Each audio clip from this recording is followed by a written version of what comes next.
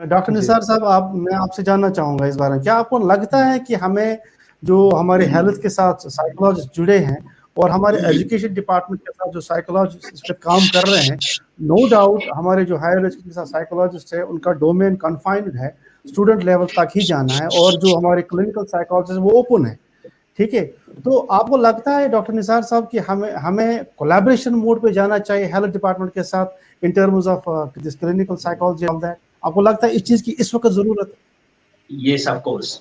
Basically मुझे मैं लगता है एक गैप जा रहा है, और इस गैप से मुझे लगता है कि एक ब्रिज करने की जरूरत है। नहीं कर पा रहे, क्योंकि आप स्टूडेंट के नजरिए से देखते हो और मसूद साहब पेशेंट के नजरिए से देखते हैं, लेकिन ये स्टूडेंट पेशेंट भी हो सकता है और पेशेंट स्टूडेंट भी हो सकते हैं, ठीक है, दोनों एक ही है।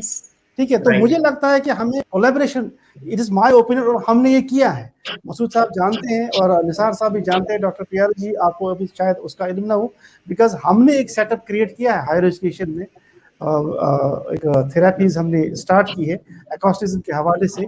उसमें हमने पहले साइंटिफिक, बिकॉज हमें जब तक ना आउटपुट आएगा वही तो हमारा काम है, तो हमने क्या किया, हमने सिक्किम्स के साथ, एक हेल्थ डिपार्टमेंट के साथ कोलैबोरेशन की, सो दैट कि जो भी हम कर रहे हैं हायर एजुकेशन में हो वो ओपन हो, और क्योंकि इसका डायरेक्ट फायदा जो है पब्लिक को जाए।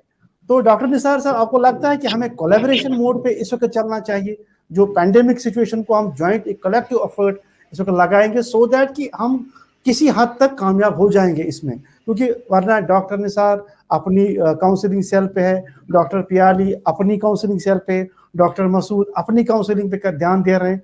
तो मुझे लगता है कि इस चीज को हमें यूनाइट करना पड़ेगा, एक यूनियन लेके चलना पड़ेगा, कोलैबोरेशन मोड, सो दैट कि इसका जो आउटपुट है हमें सीधा क्लियरली सामने आए। तो डॉक्टर साहब, आपका क्या कहना है इस बारे में? जी डॉक्टर निसार साहब। हम बहुत ही आपके आभारी हैं, मैं यही कहूं पहले, क्योंकि ये सेशन हमने इसीलिए रखा, मेरा मानना यही है कि हमें सबको मिलकर चलना है। हायर एजुकेशन डिपार्टमेंट को मैं सब सामाइन से, सब व्यूअर से ये गुजारिश करूं, ये इंफॉर्मेशन दूं कि it is only the doctor Shahzad Asim साहब जिसने ये कोलैबोरेटिव एफर्ट किया। It's not any kind of praise and exaggeration, I am sorry to say, लेकिन आप हैं, आप पायनियर है इस मामले में, क्योंकि आपने कोलैबोरेटिव एफर्ट लगाया है higher education and medical department के लिए, health department rather I should say, okay. तो that will bear the fruits, that is bearing the fruits। ये जो प्रोग्राम हम यहाँ पे कर रहे हैं ये तो उसी का फल है ना, तो हमें जाना चाहिए। आपने हमें रास्ता दिखाया है, इसकी बड़ी जरूरत है। लेकिन क्या मसूद साहब एक बात कर रहे थे, मैं थोड़ा सा इनको लिटिल बिट करेक्ट करूं यहाँ पे। Basically psychologist and clinical psychologist, there are 3 separate papers in the final year, okay, he knows, everyone knows it।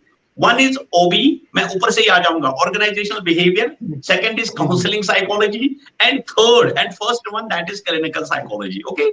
हम तीनों ब्रांचेस जो है ना अलग अलग लेना पड़ता है हमें फाइनल ईयर में।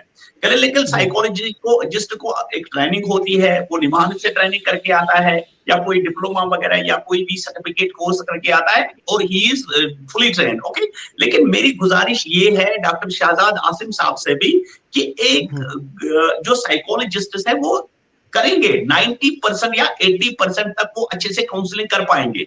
लेकिन जहां तक थेरेपीज का ताल्लुक है, कैसे थेरेपी को देना है, कैसे सीबीटी को देना है, एडमिनिस्टर करना है, कैसे ग्रुप थेरेपी को देना है, फैमिली थेरेपी को देना है। I have done MSc in counseling and family therapy also with a gold medal, okay। लेकिन थोड़ी सी ट्रेनिंग की थोड़ी जरूरत है, जो क्लिनिकल साइकोलॉजिस्ट कर सकता है 90% आम साइकोलॉजिस्ट करता है। लेकिन मसूद साहब को मैं यहाँ पे करेक्ट करूं, जो भी हमारे साइकोलॉजिस्ट हैं, जो भी काउंसलर्स हैं कॉलेज में, अल्हम्दुलिल्लाह दे आर वेल ट्रेन्ड। जो भी हमें लगता है कि ये रेफरल केस है हमारा, हम उसको भेज देते हैं, हम उसको पूरा भेज देते हैं साइकियाट्रिक हॉस्पिटल या जेवीसी में हम बैठते हैं, डॉक्टर साहब को पता है, तो हम उसकी काउंसलिंग वगैरह अच्छे से करते हैं। लेकिन it is we are again grateful to you sir that you have created a collective effort, collective platform. यानी कि मैं आपको कहूं, जो पायनियर बंदा है ना आपके सामने अभी बैठा हुआ है, ठीक है, इन्होंने कितना, और ये लोग ये है ना इनका मैं तो आइडिया है, एक आइडिया को लेके चले तो सब मिलके चले। मुझे लगता है इन्होंने कोलैबोरेशन किया मेडिकल हेल्थ डिपार्टमेंट के साथ, जो नहीं हो पाता।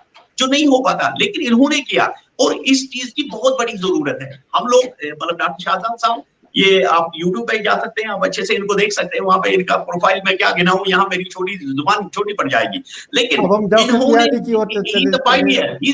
I don't praise him, this is know example. जो पियाली जी को करना था, जो मुझे करना था, जो मसूद साहब को करना था, हम नहीं कर पाए, लेकिन इन्होंने किया। Really we salute you sir. बस एक ही बात किसी का भी हो सकता है, तो लेकिन आई सैल्यूट यू, बस दैट इज इट। मैं एक ही बात कहूंगा, I don't have the words, really, आपका बड़कपन है।